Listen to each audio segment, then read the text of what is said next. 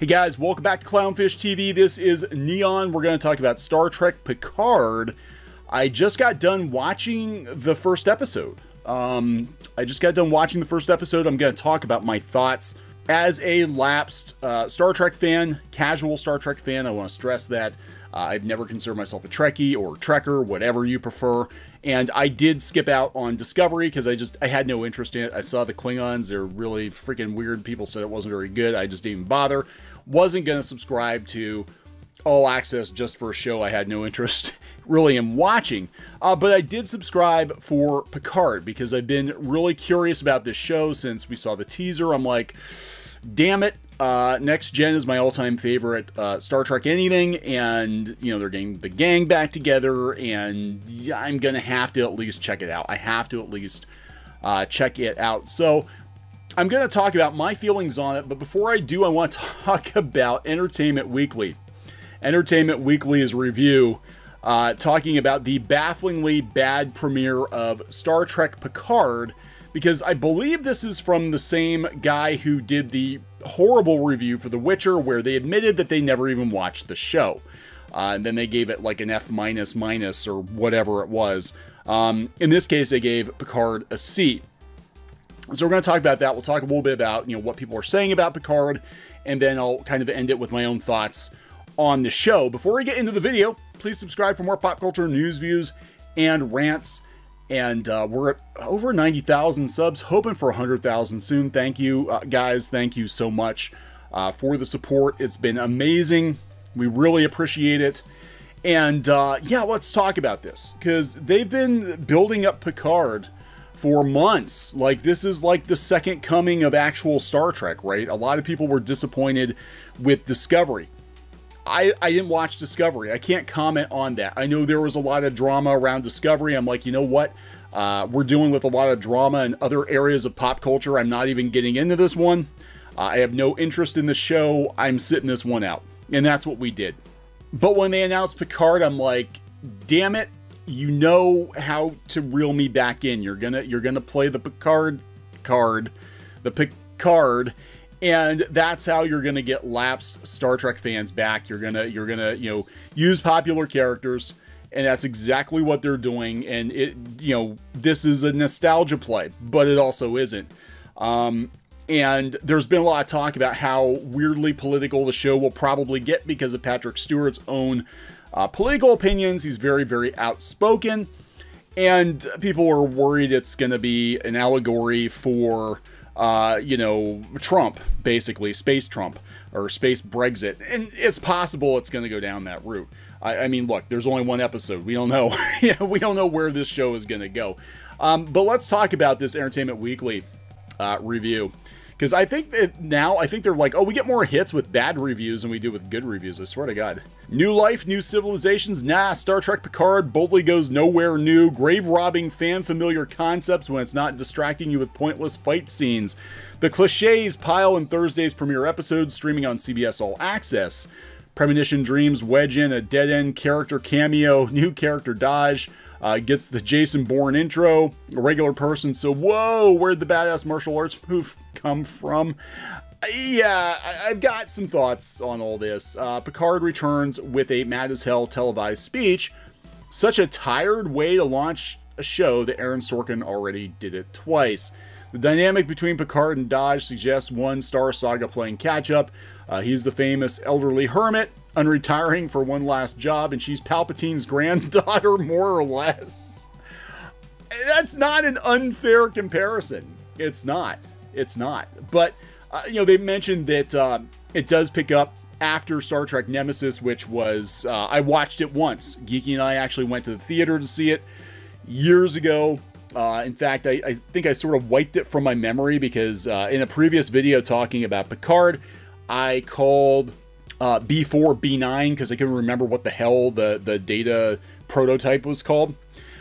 You know, but they do rely heavily on Nemesis, surprisingly enough. You know, so they didn't just like pretend it didn't happen. It absolutely happened, and it factors heavily into this show. Why did Picard part ways with Starfleet? Because he fumes it was no longer Starfleet. Heavy conceptual framework here, environmental catastrophe, a home front assault. To be unforgivably blunt, it's Space Katrina plus Martian 9/11, with a side of who turned the androids crazy hacker paranoia, and the depressing possibility that someone in the writer's room said false flag out loud. Picard was a Trek paragon, soldier, diplomat, philosopher, intermediary from our life stream into a megalotheistic abstracto realm, expert palmer of face. Oh my god. Now Starfleet's finest is Starfleet's critic. That happens, though. Doesn't that happen?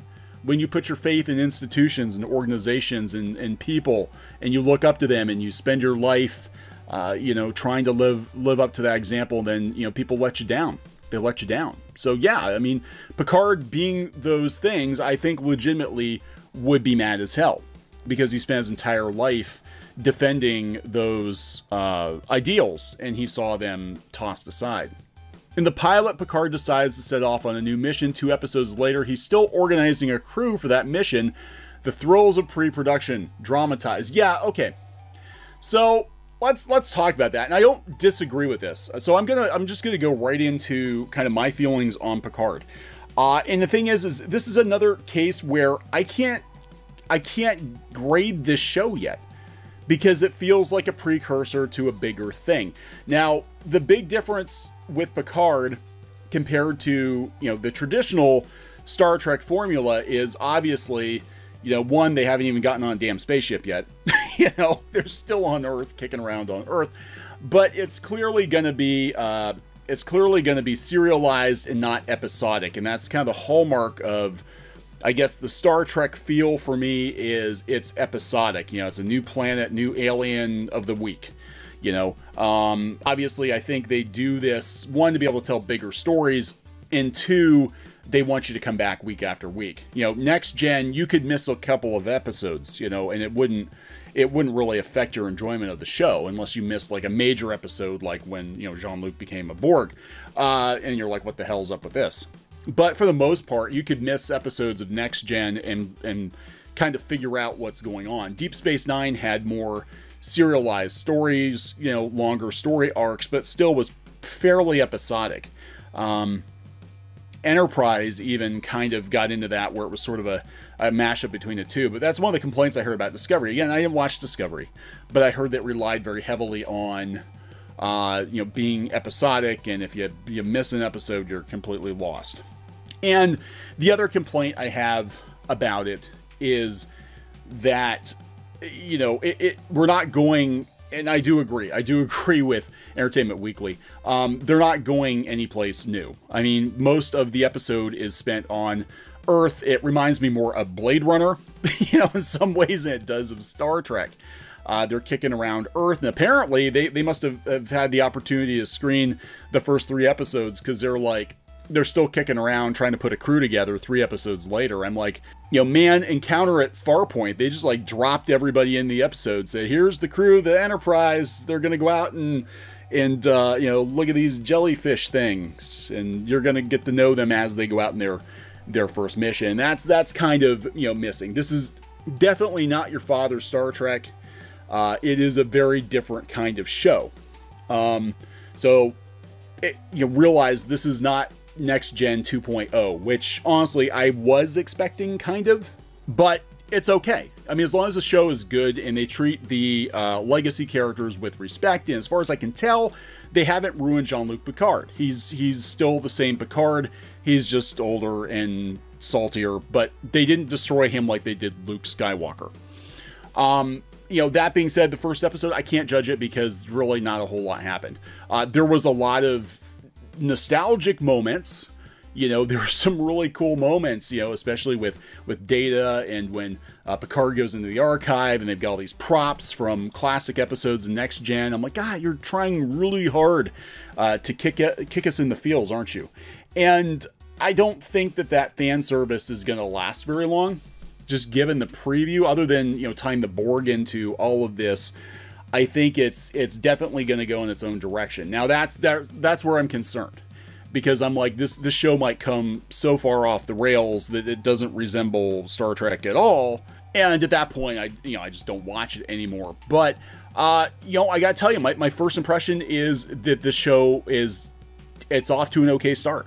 I mean, I'm not going to say it's off to a great start, but it's okay. I had the worst expectations for it, and this is one of those times I'm actually kind of glad that it wasn't a worst case scenario, that, Picard is still Picard. He is older.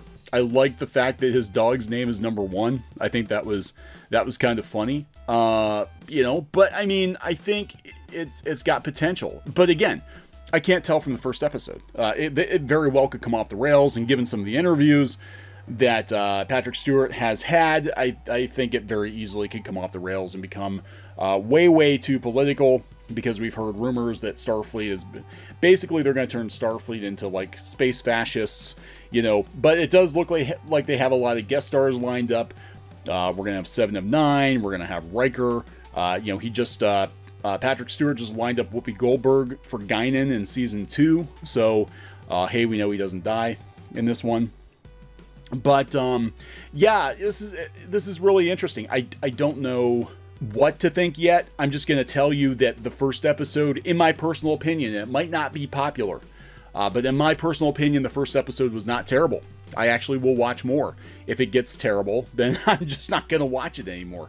We'll see what happens. Some of it's kind of weird, because there was a lot of like, why is there a kung fu fight in the middle of Star Trek? Why do we have SWAT troopers in the middle of Star Trek on Earth? It's, again, this doesn't feel very Star Trek. Hopefully they'll get their asses into space and it'll feel Star Trek, but who knows? But yeah, Rotten Tomatoes, of course, the critics love it.